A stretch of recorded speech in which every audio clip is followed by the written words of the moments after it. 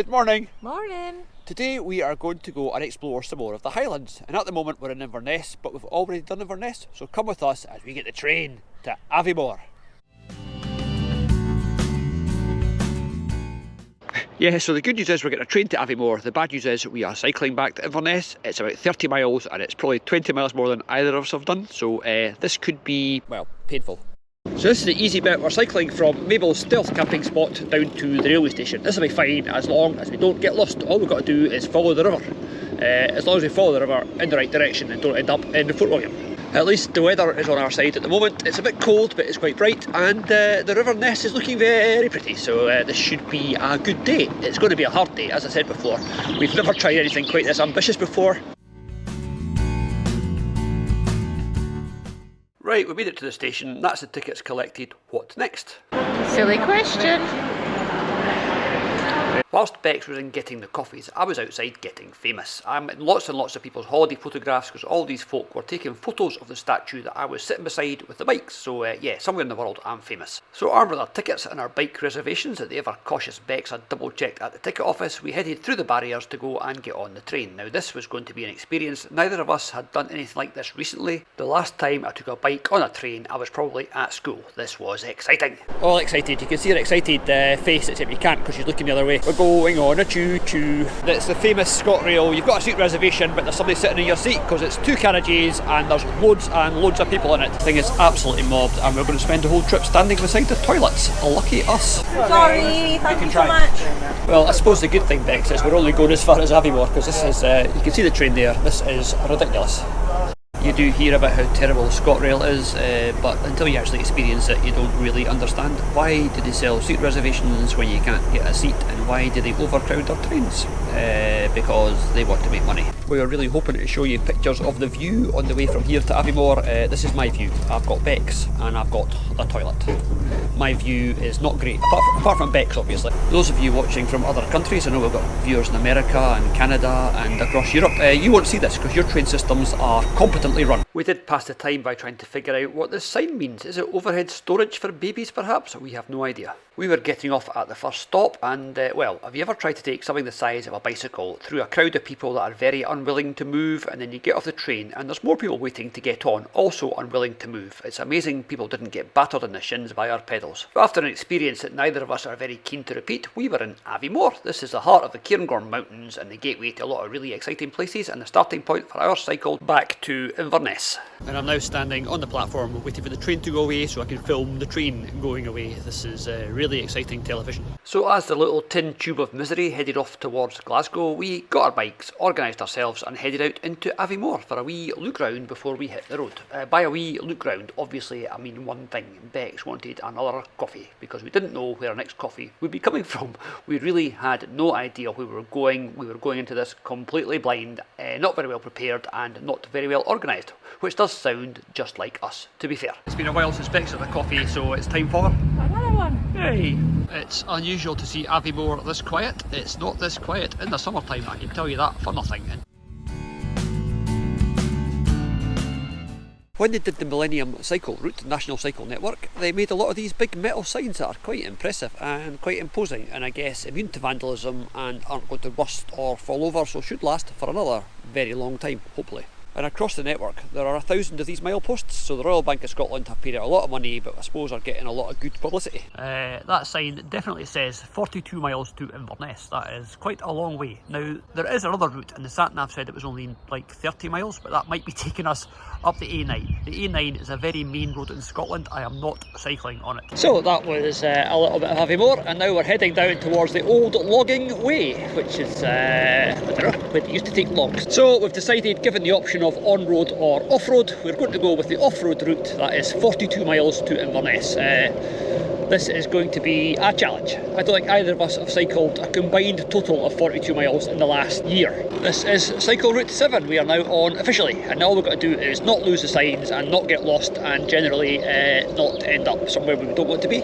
After our experience with Scotrail this morning, we're probably better off on those trains. This is the Strathspey Mountain Railway sort of storage yard place, and there's the old buildings from when this was an active station. And inevitably it's a golf course that we go through next, but it's very nice. There's Bex on the way, and there's the signs that we are following for Route 7. I know we've only done about 2 miles out of the 40 odd, but this is quite pretty. This is going through the bit at the side of the golf course.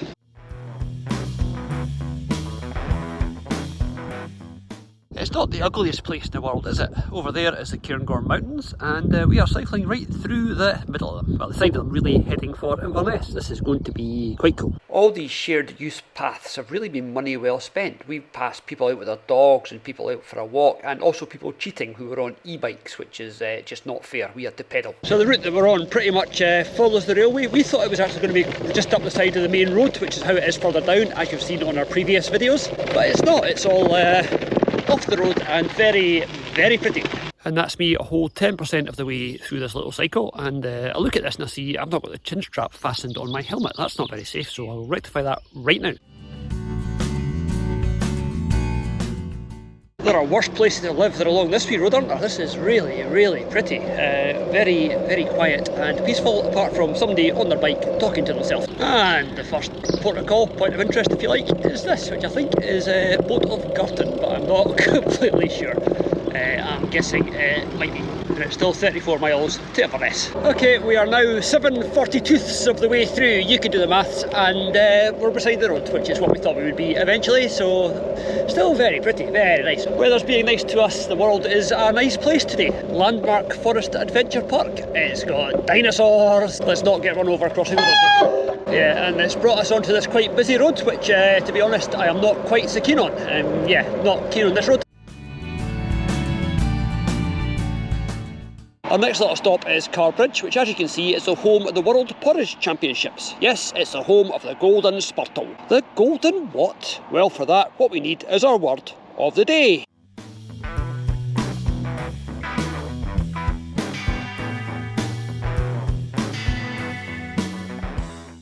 So this is the first major point of interest, stopping point in Carrbridge. It's a memorial to a guy called Tom Jones, who was a bit of a local inspiration. We love stuff like this. He's clearly the outdoorsy type with his climbing helmet and his rope, and up beside him is an eagle, and if you look down at the very bottom of this statue, there's a man in a canoe. Not sure what his story is. Oh, and there's another one of those signs, and that number to Inverness does not appear to be getting smaller very quickly. 29 miles to go, which means we've done 12. Yay. And that is the bridge, and I'm a bad man, because I'm standing here going, fall in, go on, fall in. Nah, she's not going to fall in. Anyway, there's the bridge, after which Carrbridge is named. Very pretty, with lots of pink flowers on it. It is quite a nice little bridge. And that lady down there is still flapping her red dress artistically, so I'm going to get Bex to do the same thing. Bex, flap, flap. Go on, that lady was flapping, I want you to flap, flap, that's it, flap, flap those clothes, flap, flap. As you can see, that is a really pretty wee bridge, and I don't know if you can see the pink flowers on it, but you can certainly see the water running underneath it. Bex, as she pointed out, we're actually on the Lochs and Glens trail that we were on back in Blair Athol, if you've seen our Pitlochry video, so another part of the same thing. Okay, this is the road we're supposed to be on, and it's, as you can see, closed, but somebody with a black pen has left a very helpful little message. Bikes okay, so onwards and upwards. The A9 has got a reputation for being quite a dangerous road. I wonder how much worse it was when this was the main road from Perth to Inverness. I mean, it's not very wide and it is very twisty. At least the new one is much straighter. But having said that, what you see off to the right here is the A9. Your view should be of trucks thundering up and down and cars going very quickly, and at the moment there is absolutely nothing. It is eerily quiet. I'm guessing something bad must have happened. That was lots and lots of uphill, but as that sign over there says, this is Slough to Summit, and I'm hoping Summit implies that there is some downhill between here and Inverness, because we are 1,315 feet up, and we know Inverness is at sea level, so we have got 1,315 feet that the world owes us in downhill. Yay! This is really weird. There's almost nothing on the A9 at all, just like no traffic. This is, something has definitely happened. The road is closed for a reason, and we don't know what that reason is. This is pretty cool. This is when concrete is actually quite nice. This is the bridge over the River Findhorn. The new road goes somewhere away over there that we're just going to go and look at with the drone. But this is the old bridge over the river, back when it was a windy, twisty and probably very exciting road, but cars weren't quite as fast. There's a little bit of history. We'll not call it a wee bit of history because it wouldn't be that interesting, but this bridge was built in 1926 to replace one that was built by a legendary Scottish architect, Thomas Telford, and it was built in 1833. Okay, and here's a little pronunciation competition. If you think you're a bit Scottish, you've got ancestors from Scotland, say that. And I don't mean garble, or maybe garboli, because I can't say it either. Coignafern, Cognafern, no idea. I know how to say 10 and 4. Does that count?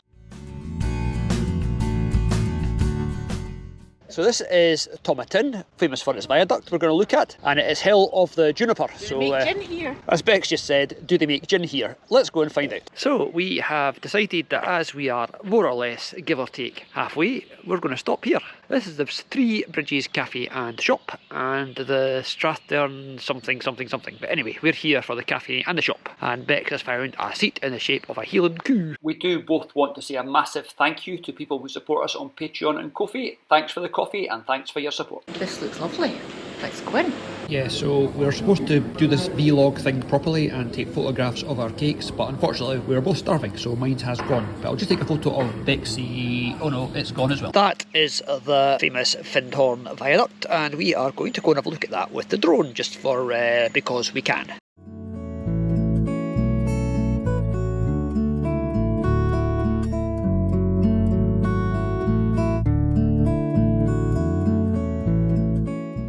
After 20 miles, it is quite difficult to find a position on the saddle that doesn't hurt. Oh, and that's quite cool. That is another part of that same bridge, more or less. There's the Archie Viaduct, and then there's the metal bit over there. Very nice. Yes, that's another quite cool bridge, part of the same railway line as we just said, but very nice. Now, I better keep going because Bex is keeping going, and now I've got to catch up with her. Well, it's still very quiet on the A9. We checked the news when we stopped there for a coffee, and it said there'd been a crash between a lorry and a car, so again, we hope everybody is okay. Just been past the scene of the crash, and it looks like it was quite a bad one, a big fire and stuff, so yeah, we're just going to keep trucking on.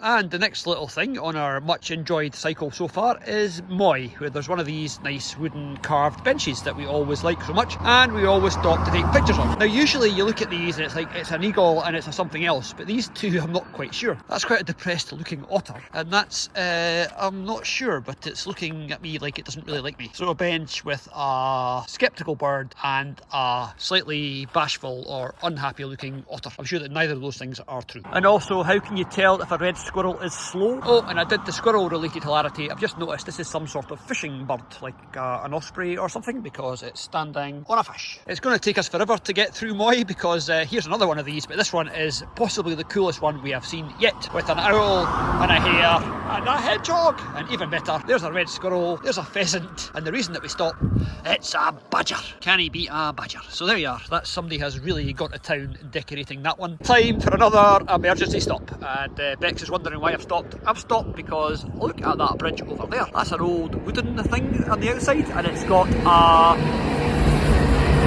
perfect timing. It's got a train going over it, but it's got some blue plaques on it, and we can't resist a blue plaque, so I'm going for a wee look. When you get down here, it is actually like a concrete bridge, but it's got lots of wood round about it, so let's see if we can find out from these blue plaques why that is. This is all pretty cool. This is a proper old wooden bridge, except it's got concrete bits added, obviously for strength. So let's see what it says. National Railway Heritage, it's the Moy Viaduct. Okay, that doesn't tell us anything about it apart from people who want credit for renovating it as opposed to the people that actually built it. This is just, yet again, very pretty and also flat, which is good. We like flat. Not secure on the cars coming the other way very quickly, but hey-ho. As the road descends towards Inverness, you find yourself travelling along all these really, really nice single track roads. Okay, there's cars coming the other way, but for the most part, this is really, really a beautiful part of the world and a beautiful place to go cycling.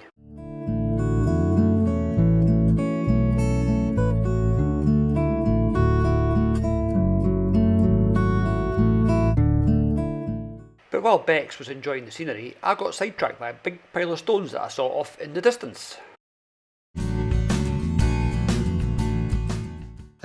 Well, that pile of stones that we thought might be something interesting. Yes, we are at Milton of Clava, which is, I'm guessing, a cairn. This is near Clava Cairns, where we were on our last video, and the reason that I know it's near Clava Cairns is if you look over there, there's that big railway viaduct that we parked under and stayed the night. So that is where we stayed. We're near Clava Cairns, so we're actually not that far from Inverness. Now I got to ask Bex, do you want to go and look at the Milton of Clava Cairn? Of course I do. Oh, she doesn't mean that, but she's getting filmed if she doesn't want to look grumpy. Not grumpy. Never? Never, never, never. That's good then, let's go and look at this cairn. Come on then. If you go along to the cairn today, you're going to look at, well, a big pile of stones, but it's going to be interesting. Honest, an interesting pile of stones. We've been to the main Clava cairns on our Inverness video, but this is Midpoint of Clava, which I did not know was here. And as you can see, this is not quite on the same scale as Clava cairns, but that's a really impressive standing stone, and hopefully it's just a standing stone and not a portal to another dimension. And over there is the pile of stones that's all that's left of the burial cairn that was here. You can check out our Inverness video for more information and more stuff on these stones, but this is really impressive. These were where the farmers of the Nairn Valley back in Neolithic days would have buried their dead. These cairns usually have entrances that have got some sort of solar alignment, like the midwinter sun, but this one, archaeologists had a dig and couldn't find any evidence of that, so it may have had an entrance or it may not. As with Clava, there's cairns at Clava that have no visible doors. Anyway, this would have been much more impressive back when it was actually in use, and it would have been visible for miles around. And over there is Bex, who's headed off to investigate an old chapel that might just be another pile of stones. Yeah, that's Culloden Viaduct, which means for the first time on this journey I know pretty much where I am. So, is that exciting, is it? It's another pile of rocks. It's not another pile of rocks, it's ancient history, it just looks. Some big bits as well. Oh, right, so it's not just a pile of rock then, there's big bits of rock too. You didn't let me finish. It's a pile of rock of various different sizes. I said it's a pile of rock with some big bits. Well, that was Clava Cairns. We've been there before, so no point going there again, and it was full of people. And now we are struggling up this hill, and I mean struggling. And after that climb, that's us done 35 miles, and we are just about at Balach, and it's downhill. Up to this point, almost all of our journey had been out in the sticks. We hadn't seen houses, we hadn't seen traffic, but now that we're approaching civilization, Balach, and then Culloden, and then ultimately Inverness. So this is where it's going to get a bit more trafficy, but still hopefully as pretty. Oh, and we are now in Culloden on the way back to Inverness, as you know, and we've just passed this, which is really cool. That is an old ducat where they used to keep pigeons to get meat and eggs. I wonder what big estate that was part of. They didn't just build them at random. Ah, could it have been part of Culloden House? Could that be an old house? No idea. We'll try and find out actually. That Culloden House, this could be the Culloden House ducat. I'll try to get my phone to focus so you can see what's inside this. So I'm presently poking it through a hole in the fence, which I'm probably going to drop it and never get it back. There you go, it's focused. That big wooden beam in the middle is holding up the roof, and there are the nest boxes. This thing is quite an impressive construction. Some of these are tourist attractions, this one is just at the side of the road. And judging by the smell, it's still very much in use by the pigeons. Okay, I was doing my there must be a big house, I wonder if it's part of an old estate stuff. What I should have done before I started talking was just look over my shoulder, because over my shoulder is that, which I am guessing is the stables of a big house. So somewhere around here there is an even bigger big house. So yeah, that is what that is part of. Ignore all my gibbering. This was once an estate, Culloden estate possibly, and that is its ducat and that is its stable. Yeah, so that is, I think it must have been the old coach house, judging by the shape of the doorways and the bricked up windows and stuff, but that is a really, really cool building. So now we are almost finished. We're going to go, we've got 5 miles to go, and we will then be in Inverness and this journey will be done. Okay, so the mystery is solved. That was the ducat and the stables for Culloden House. Culloden House is now a hotel and the likes of us are not allowed in, but wait till you see this. Look at that. That is quite something else. What an amazing looking old building. Again, no idea the history, but that is that's an amazing old house. As part of the whole sustainable transport thing to try and get people cycling, there's now a cycleway that goes from Culloden almost all the way into Inverness, and along it there's lots of really, really nice bits of art, like these baby dragons.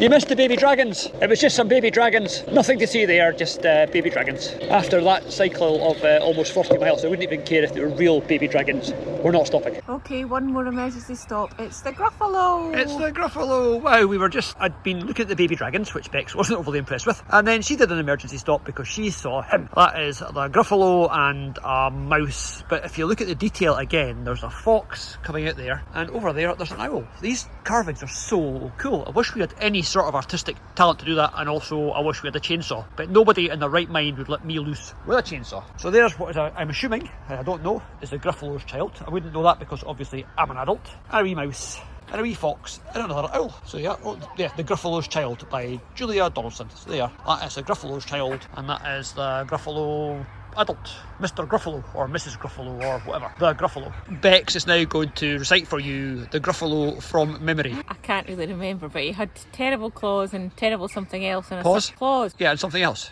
Terrible claws and terrible jaws. And jaws. It's got to rhyme with claws and jaws. And there's something on the end of his nose, but it's probably 20 years since I've read it, so let me off. I can only think of one thing that rhymes with his jaws and his claws. So has he got No, we can't do that. Pause. Pause. Thank you. Yes, pause. Come on.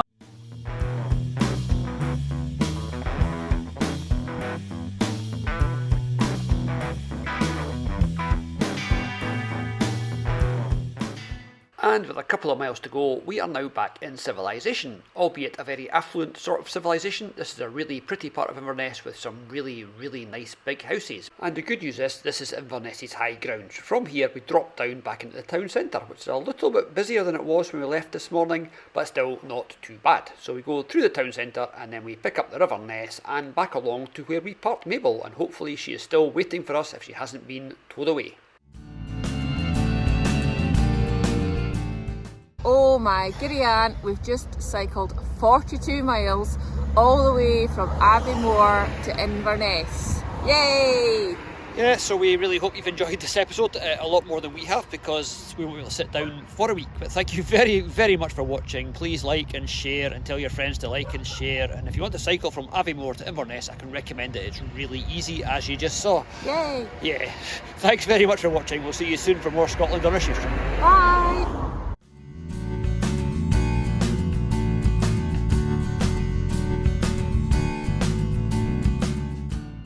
We've arrived at De Niro's holiday home to collect him, and Bex is making friends.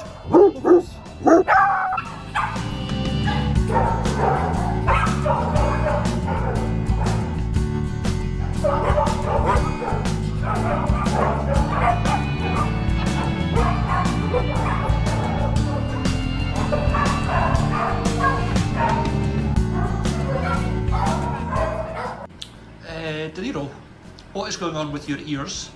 Are you only half listening to us?